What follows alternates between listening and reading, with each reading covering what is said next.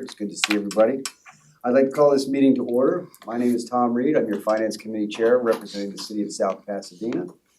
If we could go around the room, starting with our CEO and make introductions. Good morning, everybody. I'm Brad Miller, the CEO of PSTA.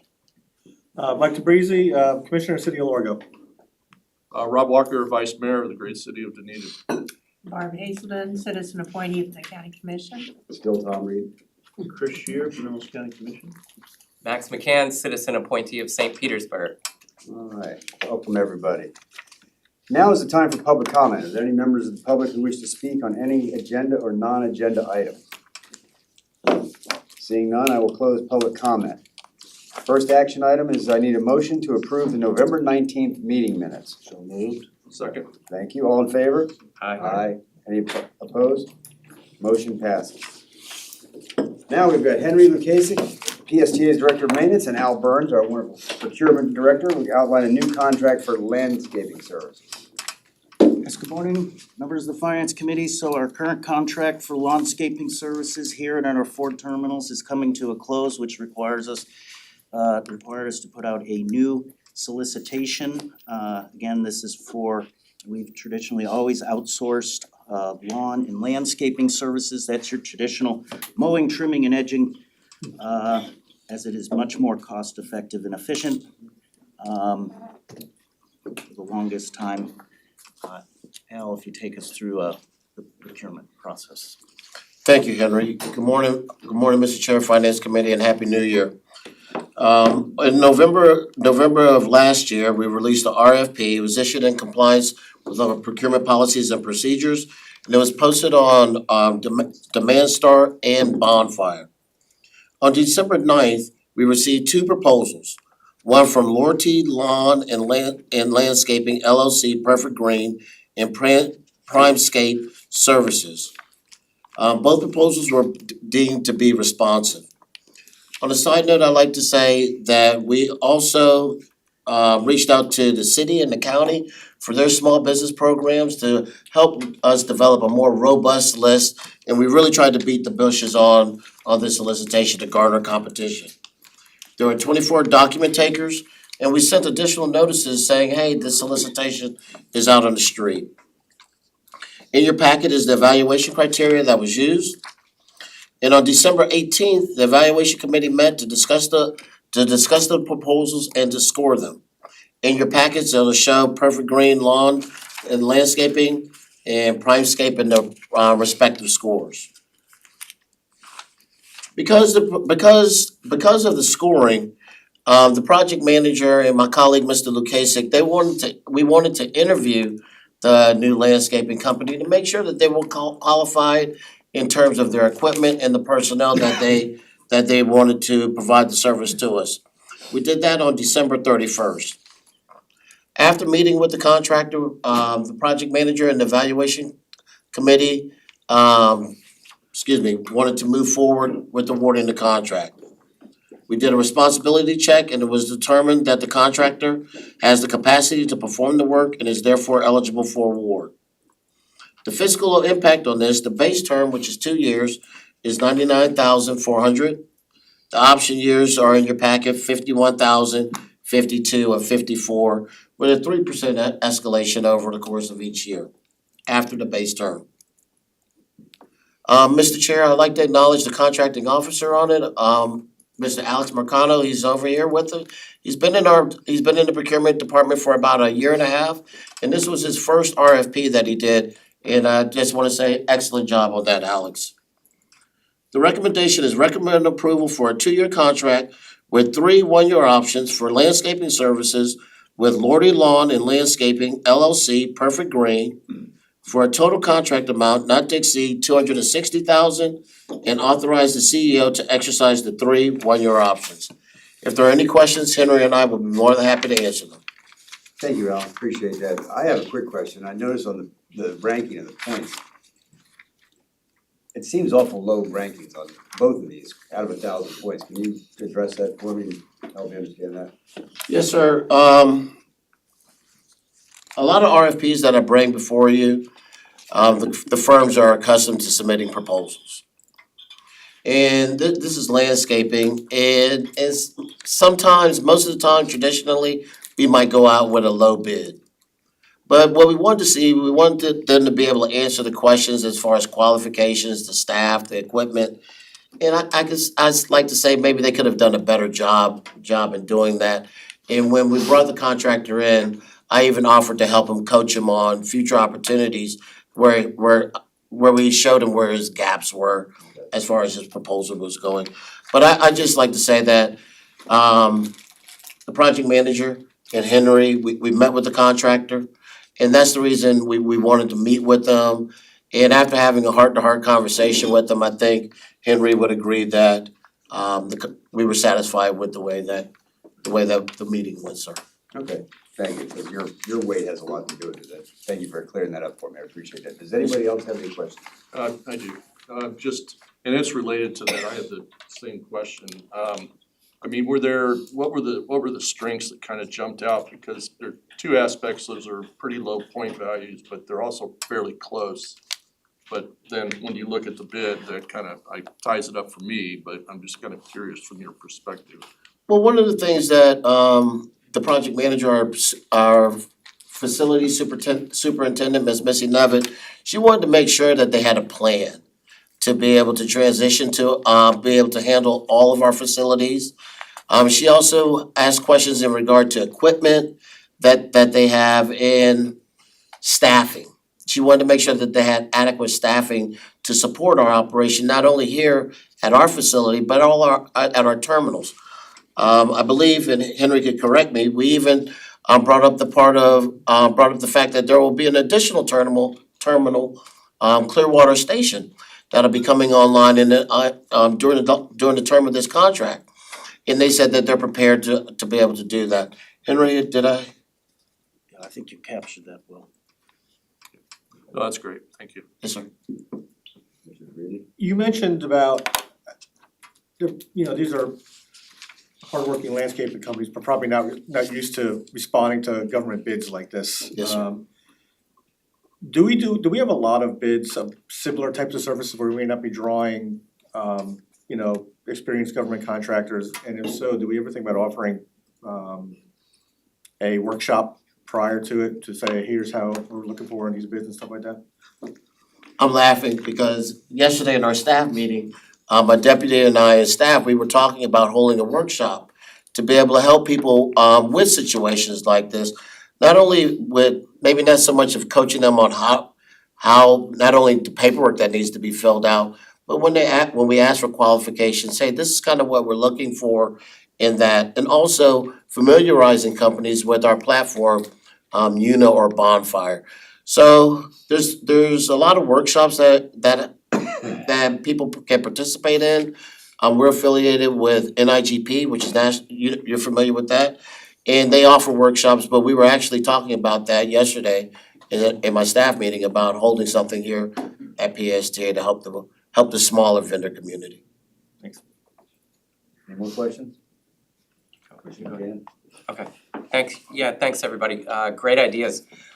One humble suggestion, take it or leave it, if we're not already, is to think about planting native landscaping in some of these sites instead of having turf lawns. That might help bring down some of the maintenance costs. Those things aren't totally maintenance free, but we've had good luck at my place with them. Just a thought. Yes, sir. Thank you. Thanks, Commissioner Scheer. Yes, thank you, Chair. I didn't see a description of the options. They may be on here somewhere, but I don't know what the options are. There's 3 options listed in the contract.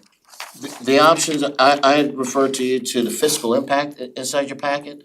The options are the option years. Oh, Option year 1, option year 2, option. so the rate's gonna go down $40,000 a year, every year? No, sir. Base term's 99,000, so you're saying option 1 is to keep them on for another year?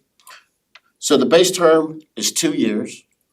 So if you divide that in half, that would be $49,725. Okay, And then option year 1 alright, is, that's good, I got it. okay, yes, sir. Sorry about that. No, it's not, just trying to catch on. Take it. Yes, thank you. Any additional questions? Seeing none, can I have a motion to recommend approval of this contract? So moved. Second, Second. all in favor? Aye. Opposed? Motion passes. Thank you, Mr. Chair. Next up, Chris Macklin, PSTA's Deputy Director of Mobility and AI. No, that's Al. We'll go over a one-year extension. See what's happening in the 21st century? Al now looks like AI. All right. Well, good morning, Finance Committee. My name is Chris Macklin. I'm the Deputy Director of Mobility Services, and I'm going to be very brief with you today. I'm here to bring before the Finance Committee for recommendation of a one-year extension with Commute with Enterprise, which is our current contractor that provides van pool services. Okay, so the contract, it ends March 26th of 2026, which is this year. The contract modification with Commute with Enterprise would be for 12 months, which that would be a revised expiration date of March 26th, 2027. All right, so what is van pool? Van pool services is a service that's provided for 4 to 15 commuters that are traveling to and from work in a leased enterprise vehicle. Okay, the initial contract was $3.6 million. We plan to add $1.7 million to the contract, and let me pause for a minute. This is fully covered through a federal grant with FTA. So it's fully covered through a federal grant with FTA. We're currently working with procurement to re-procure this van pool services. And with the one-year extension, it's going to give us time to select a vendor for the van pool services. Okay, so without further ado, I would like to, recommend a one-year extension of the van pool services with Commute with Enterprise, not to exceed $5.3 million.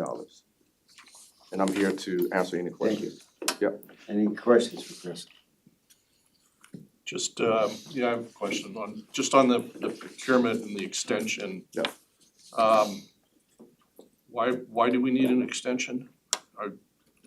In terms of selecting another vendor?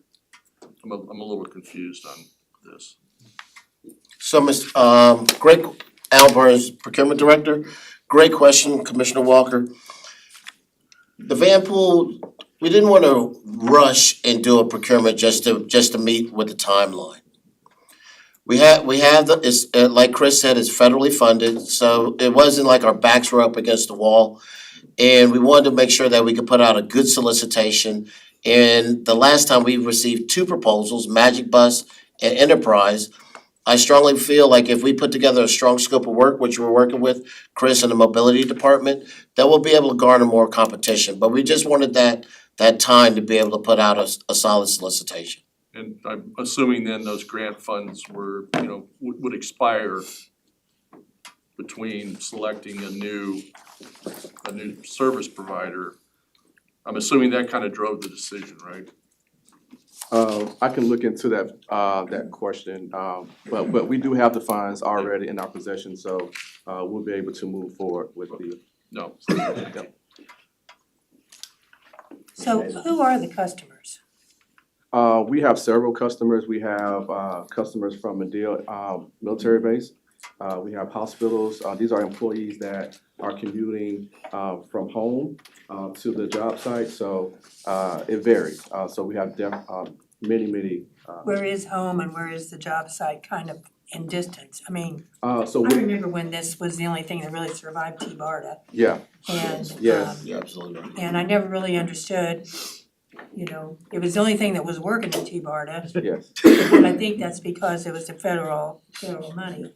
And that doesn't necessarily mean that it's a good thing. I mean, just because it's federal money, I always feel that way, tax dollars or tax dollars. But I never really understood who we were taking from where to where right.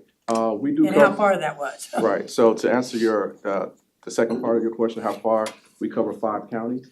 So it's Hillsborough, Citrus, Hernando, what else, the other 2? Yes, Pasco, yes, thank you. So we do cover 5 different counties. So if the travel mechanism is within those 5 counties, they will qualify for the service. So they're commuting back and forth.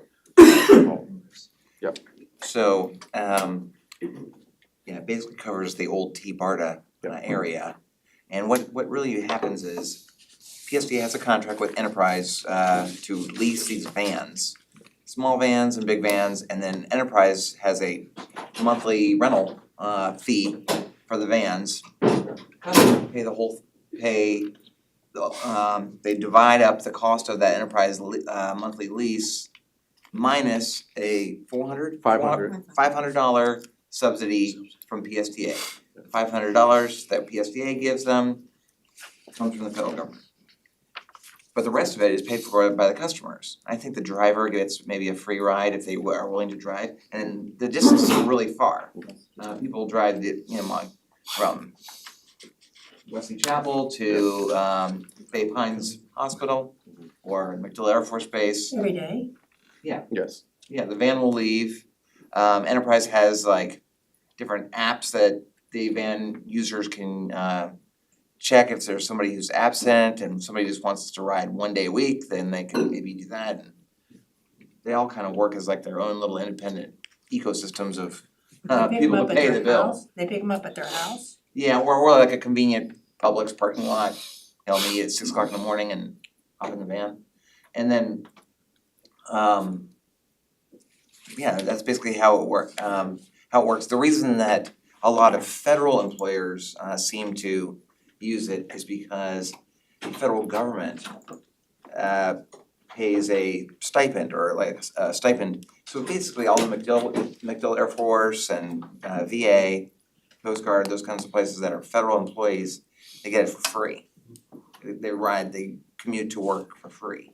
Because the federal government will pay their cost. Otherwise, it's kind of expensive. It's because you're paying the cost of the Enterprise lease except for the $500.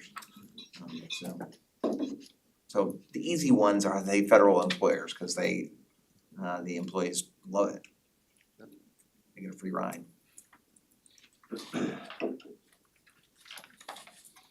Not sure that, how far are these rides? Well, it'd be like Pasco County down to MacDill Air Force Base. I don't know, what's that? So a person 60 might or have to 70 ride miles. an hour in the van or, Yeah. yeah, what am I missing?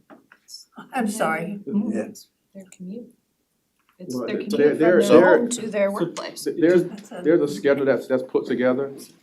So what Enterprise and what we do, we go out to the site, we meet with the leaders within the company, and we find out where these individuals live, and they regroup them together in close proximity, so they all can meet in a close, like Brad was stating, like at a close location, and they're using the van pool. So it's grouped in different sections around the different counties, so it would make it more convenient for these individuals to come together to use the van pool program.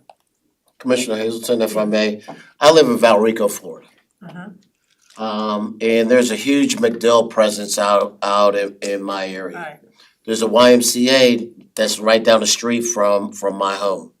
So a lot of my friends and my buddies that work at MacDill are still stationed at MacDill. They'll meet there at the YMCA, park their car, all get in a nice van, and they carpool to MacDill. When I drive from home to PSTA, which is about the relatively same amount of distance, it takes me approximately an hour to get to work. And then that's wear and tear on my vehicle, all those type of things. And going home, that they ride in the van pool as well, going home, which is another hour and a half, where somebody else is sitting in the car driving while they're able to be on their phone or their tablet and things. So it's really convenient, it's really a convenient model. And it's just been working since we've had it, and I think Right. there's also been an increase in ridership Yeah, since we've had it as well. yeah, since we took over in I would, January. one thing that comes to my mind is that maybe it's less expensive to live in the more remote Yes, communities. it Okay, is. that's what's coming through my mind. It definitely is. Yeah, okay. Anyway, thank you for the explanation. I've never really understood the van pool program. So if I understand correctly, the van pool subsidized $500 a month per van by the federal government, the rest is net revenue neutral because passengers cover a cost to ride it, is that Yes, correct? it's a split cost. Okay, Yep. thank you. Does anybody have any more questions? I saw another hand.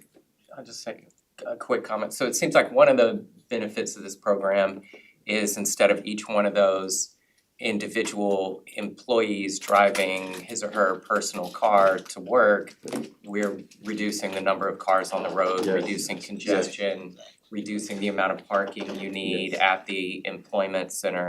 So just kind of more efficient allocation of resources, it sounds like. That's accurate. Absolutely. A curiosity question, so it was already, I answered it, there's set routes, so like, you know, Wesley Chapel to McDill. And so they're not like multiple stops along the way or anything like Right. that. Right. Do we know how many established routes there are? How many established Or routes? established Well, there's how many groups? vans? Vans, Well, yeah. we're current up to 256 vehicles, and that's a lot of vehicles. Yes, 256 Vans? Vans. yes, Vans. vans, So all over the 5 counties going somewhere yes, every day to a, you know, yes, point here to point here and then point here back to point. yes, yes. That's a lot. That's a lot. Commissioner Shearer. I'm just a little confused about who pays for all this wonderful stuff. I'm confused. Where's the money come from? Well, like I said, the riders in the van pay. Okay. I mean, Enterprise charges us, it's different for the different size vans, but it's Yeah. like $1,000 a month or whatever for the cost of the lease. And then the riders pay. The riders pay all of it except for $500, which PSDA subsidizes them. So we net off $500 for every van. So the cost of PSDA is that 500 times the number of vans Chris said, like, and then the riders pay the rest. So it's $100 and some thousand a year, our cost? 250 times 500 times 12. About but then 125 a year. Yeah. But then we're 125,000 a It's, year. Uh-huh. Well, no, I'm sorry, no, A month.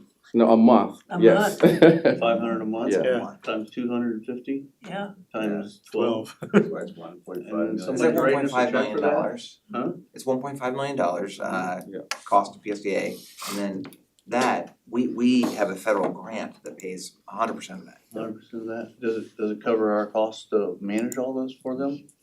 They can, yeah. Overhead and? Yeah, I mean, Enterprise pretty much does the whole thing. I mean, all the payments from the riders and everything is handled by Enterprise. The locations of the vehicles and the maintenance and all that stuff? and the cost of the fare of the people covers everything but $500? I mean, how much are they paying to ride, Well, roughly? it varies, like Brad was saying, it varies based on the vehicle. Because if you have a vehicle that's a Toyota Corolla versus a SUV, so those two different van pool, it's gonna be cheaper for the group that's in that Toyota Corolla because to lease that is cheaper. So what factors is the type of vehicle, the gas, any tolls. So there's different expenses, and then that's total together, and then it's split across like the 4 or 5 individuals that's using the van pool. So it's a split cost. So each van pool may have a different fare. And they're not necessarily vans, they're just cars? Yeah, it can be cars, it can be SUVs, yeah. So these are lease enterprise vehicles, They're mostly though actually vans, right? yes. Who's driving these? There's well, they choose amongst the group, Okay, yeah, so if so they, he's not a PSTA employee, he's no, not there. no, It's an ecosystem, okay, Yeah. kidding. Who's the driver? Yeah. So from the group, people that traditionally ride together, one of yeah, them's so like, these hey, are familiar I'm individuals Your that turn works to drive, Bob, together. I'm drinking coffee. So then. one, yes, yes. So Okay. they choose which one wants to drive, and they can switch every week. All right, well, how does that affect us from a liability standpoint? It's a PSTA sponsored program and a non-employee driving the car, what happens if it's an accident? That falls under the enterprise. Yes. It's insured, I Yes. imagine the cost of it with the insurance. Yes. That's a good question. In my experience in other places in here, I mean, a lot of transit systems run these van pools like this to the outer hinterlands of their cities. And the van pools usually last about a year before people get mad at each other on the van and then switch. I didn't wanna say that, but okay. It's like, it's like a half-life of You're driving too slow. you know, there are fights Yeah. or whatever. know? Yeah. And then they go into a new van or. Any additional questions for us on that? I study the budget quite often, and I don't remember seeing a line item for revenues and expenses for this program anywhere. I guess it's, If it's in the capital budget, because the money is coming from the federal government for the capital cost of leasing the vehicle. Huh. So it costs us basically nothing to do. We just get the invoice for the $500 per vehicle per month, per month. okay. So it's in there, yeah, we have a line item. So it would not be in revenues or expenses on, okay. So you're saying it's revenue neutral? Correct, I mean, we just get the money in and it goes back out to enterprise. Now, what it does do, if you may recall from our presentations when we were taking this over, is this provides us miles, riders, all kinds of data that goes into the National Transit Database that will give us more money from the federal government. So we will be able to get more money coming in that will be most likely utilized in the program that we could put towards buses, towards other federally eligible capital items. Is it included in our ridership numbers as well? Commissioner McCann? That was my question, whether these trips were eligible for federal formula funds, yeah. They are. One last question for me. How many people take advantage of this on a given day? Do you have a ridership number? Or just, It's a good question. We have about just over 40,000 rides a month. If Vanpool was its own route, it would be a top 10 ridership route in our system. Wow, yeah. It's 200 routes. any additional questions? It Seeing just, none, can I get a motion for approval? So moved. A second? second, Thank you. All in favor? aye. Opposed? Motion passes. Thank you, Chris. Appreciate it. Next up is Lucian Campillo, PSTA's Director of Project Management, is gonna review a recommendation easement agreement for FDOT. Lucian. Good morning, Mr. Chair, ladies and gentlemen. Lucian Campbell, Director of Project Management Office. Bringing before you today an approval for a sidewalk easement with the Florida Department of Transportation, granting liability and responsibility for the maintenance of the sidewalk that will extend on the PSTA's site along Myrtle Avenue. In your packet, there's a sketch that shows, basically what the affected area is. Basically, during, the city of Clearwater required a wider sidewalk to match the aesthetics of downtown Clearwater. We addressed that in the design, and then when we were going through the permitting process with FDOT, they determined that they required an easement. The effect of the easement is it really transfers liability and maintenance of that extension to FDOT, so it's in our favor. And the staff recommends, the approval of the sidewalk easement with FDOT, assigning that liability and maintenance responsibility for the sidewalk extension onto PSTA site for the Clearwater Station. Sir, any of your questions, that's all I had. Thank you. Any questions for Lucian? Okay, seeing none, do I have a motion for approval? So moved. Second? Second. Thank you. All in favor? Opposed? Motion passes. Thank you, Lucian. All right. Paratransit Operations Execution Option, that's a mouthful. Bonnie Sato, Director of Mobility, will go over that for us. Hi, good morning, Finance Committee. My name is Bonnie Sato, and the action item I have for you today is to authorize the CEO to exercise the first option, contract years 5 through 10, for our contracts with WHC and Transdev for paratransit operations. In 2021, when the PSTA board approved these contracts, they were 10-year contracts, each with a 5-year base and one option for contract years 5 through 10. PSTA has been working with WHC and Transdev for many years. We actually had presentations from both companies to the Finance Committee last year. Transdev came here and gave a presentation in August. And WHC gave a presentation just at the last Finance Committee that we had here in November. We provide about 700 trips a day on PSA Access Paratransit, NTD door-to-door services with both WHC and Transdev, and we regularly meet with both companies. Both vendors provide great service to our riders and have a great high on-time performance. The services provided by these vendors are well within our budget, and we're not increasing the dollar value of these contracts. So with that, the recommendation again is to authorize the CEO to exercise the first option, contract years 5 through 10 of our contracts with WHC and Transdev for paratransit operations. And with that, I'm happy to answer any questions. Thank you, Bonnie. Any questions for Bonnie? Is this,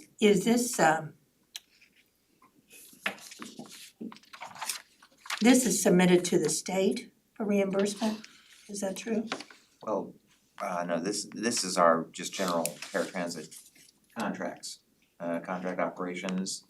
WHC is that Nick Campus and the taxi, and then Transdev is the vans for lots of different services we offer, but the main one is our paratransit operation. But is this transportation disadvantaged?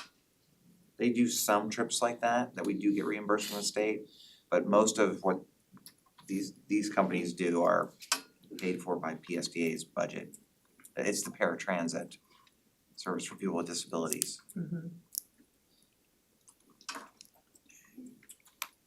And this one, since this is one of our largest contracts to run our paratransit, when the board approved this, normally, as you've seen, you approve a base contract and then option years allow the CEO to exercise if things are going well. Well, this was so big and it was a 10-year contract that we thought it'd be better to have the board just approve moving on to the second 5 years if it was not going well, but it seems like it's going pretty well.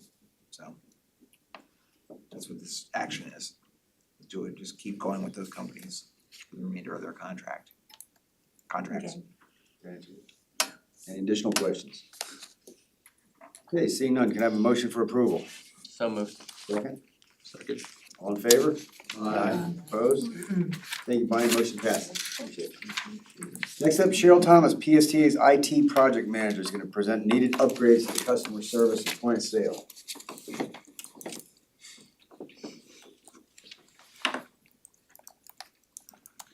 Good morning. Good morning. Hello.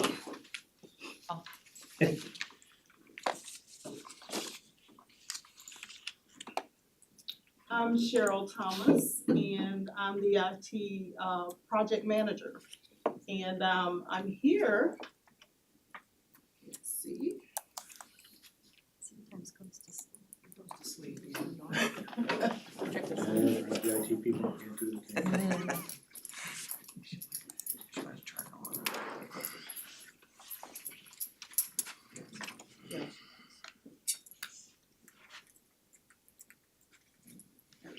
Thank you. All right, so I'm here to present for recommendation your approval for the customer service workstation upgrade. And this upgrade is with Init, Innovation in Transportation Incorporated for the amount not to exceed $113,000 with a 13% contingency. So as you can see here, this is some of the components that make up our workstation. And it's quite a few peripherals that we have here. For the upgrade, it would include everything that you see here, with the exception of the monitor, the keyboard, and the mouse. Those items happen to have already been upgraded. So just to give you a little background, there are 9 units of our customer service workstation that needs upgrade. And you'll hear the term APOS or advanced point of sale, but it all refers back to the customer service workstation. And this is the fare collections terminal that our customer service representatives use to add fare or funds to the riders' cards. The equipment that we're currently using was actually implemented in 2017. So as you can imagine, we're using pretty aged equipment at this point, and it's not fully integrated, it's not fully compatible with Windows 11. So of course, some of the compatibility issues includes the degraded performance of the hardware, slow transaction time, all of those things is a potential impact to what we're using currently. And it, of course, affects our customer service representatives because they, it affects how they can serve our riders.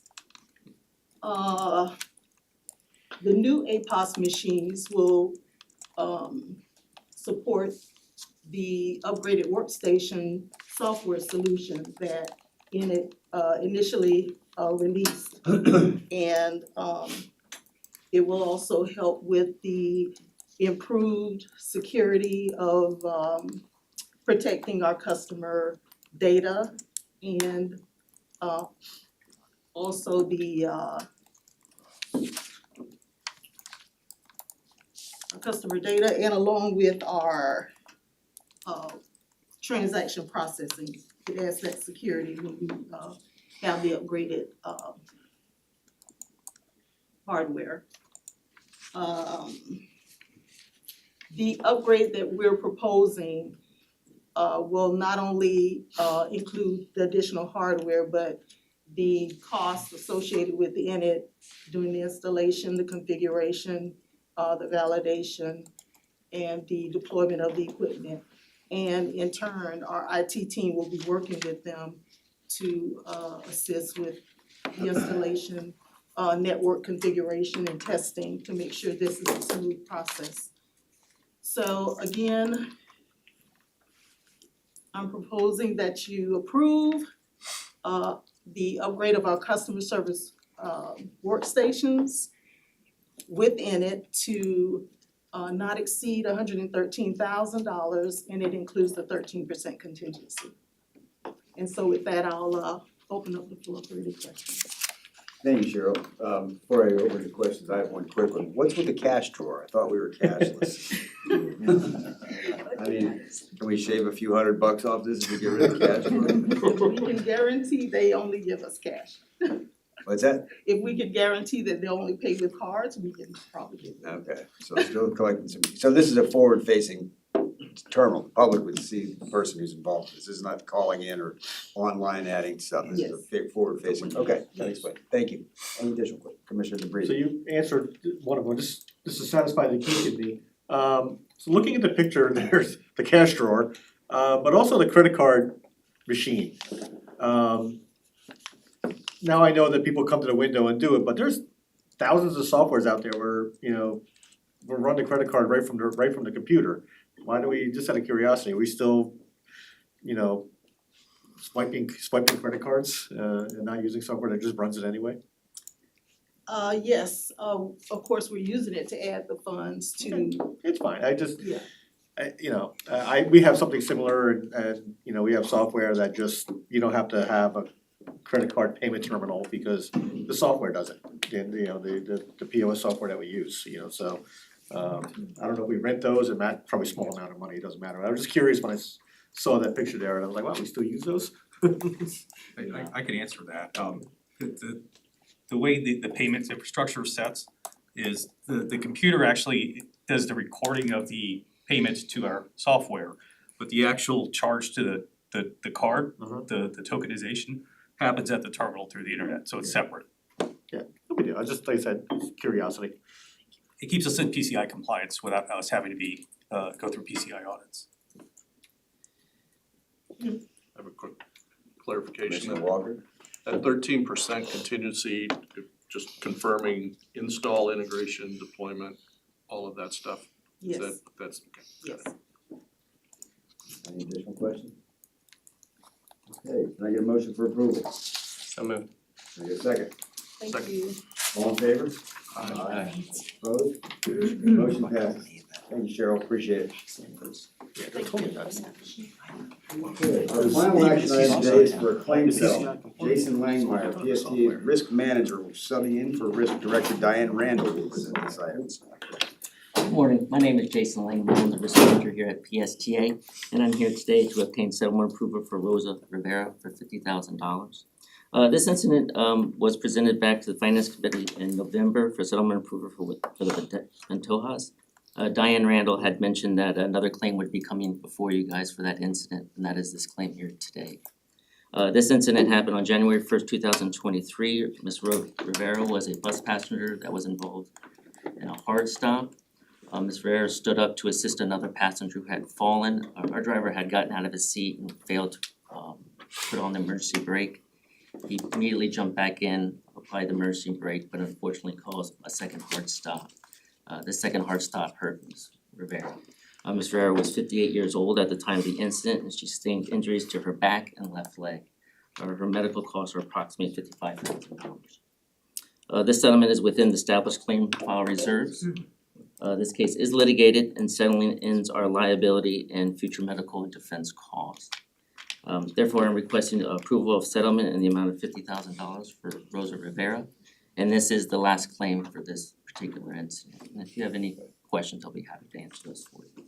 Thank you. Are there any questions? Okay, seeing none, could I get a motion for approval? So moved. Can I get a second? Second. All in favor? Aye. Opposed? Motion passes. Thank you very much. Thank you. Julie Lupus, Director of Accounting, is gonna walk us through the financial report. Hi, Julie. Hi, good morning, everyone. I'm Julie Lupus, Director of Accounting. We're looking at November's financials here, and we finished with a 19.5 million net surplus, which was 5.6 million favorable to the budgeted surplus.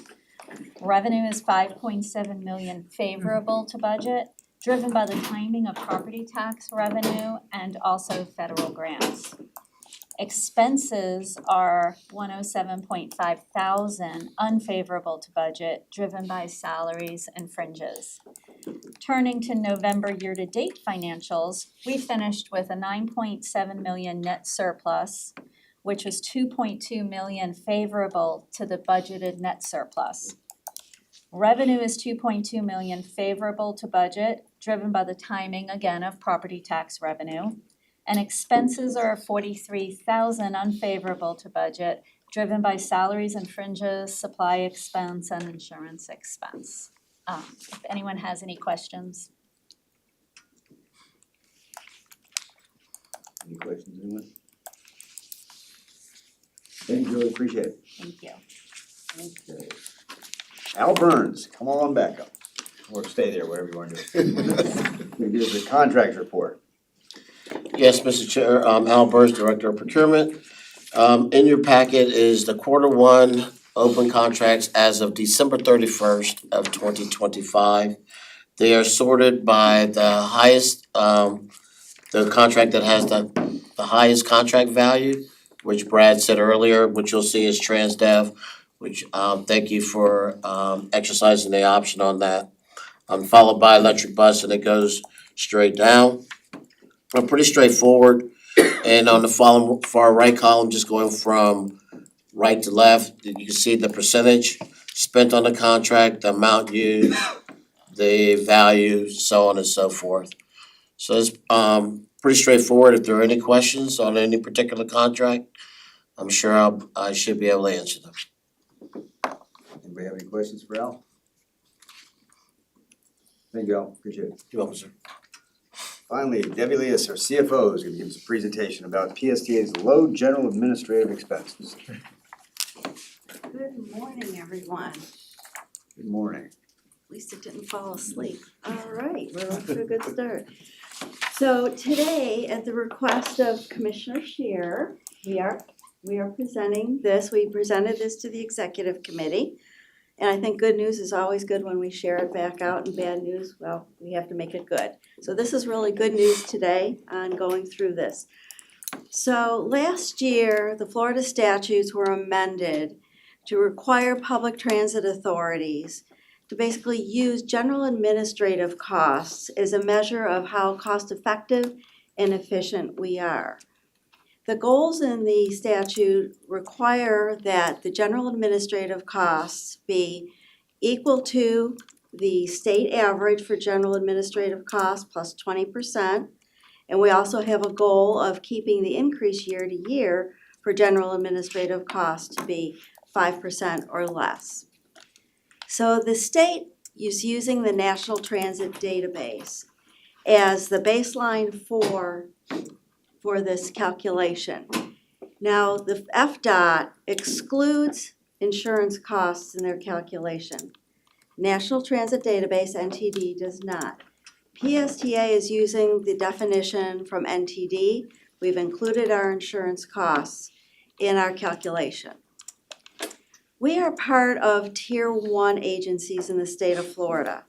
We have over 101 vehicles that are in service and peak service. And for our Tier 1 agencies, which are like Jacksonville, Lynx, Heart Across the Bay, Broward County, we are in that tier. And for us, in the fiscal '26 year, we should be at the 22.56%, including a 20% contingency, if you will, at the 27%. You can see that costs are starting to come down. Everybody is tightening their belts across the state. So where is PSTA? As you can see on the chart up here, we are basically about half of what is required. We are at the 13.77% this year, well below the required 22.56%. So I'm pleased about that, and we are also, our costs went up 3.61% year to year, again below the 5% goal. So good news for PSTA, we continue to be very cost effective. And with that, I will take any questions. Thank you, Debbie. Before I open to questions, you mentioned there's two different ways to come up with these numbers, that National Transportation, NTD, National Transportation Database, is that right? That's correct. Is that the most stringent, more stringent of the two? It is. In other words, so this puts us in a more favorable light than It the other is. one? Okay, I'm not, it doesn't put us in a more favorable light, Yeah. it's a more stringent criteria to come up with a very positive number. And to me, it just makes it simpler. I'm not trying to remember what to take in or take out. Okay. Mhm. All right, thank you. Anybody else have any questions for Debbie? No question, just a comment that I'm jealous. My company does about $270 million in state contracts, and we're capped at 10%. So, Wow. 10%, yeah. So it's paltry, it's obscene really, being able to try to operate what we do at 10%. So just to ask a question, so when you have your contracts, you're limited to what you can charge for your general administrative costs? 10%. Interesting. Mhm. Al? Taking notes. Yeah.